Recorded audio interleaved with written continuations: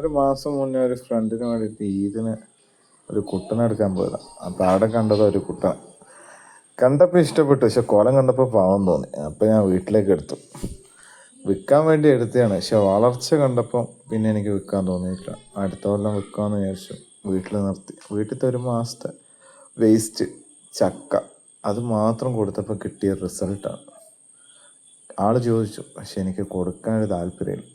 അടുത്ത പ്രാവശ്യം നോക്കിയിട്ട് കൊടുക്കാം ഇൻഷാ അല്ലാഹ്.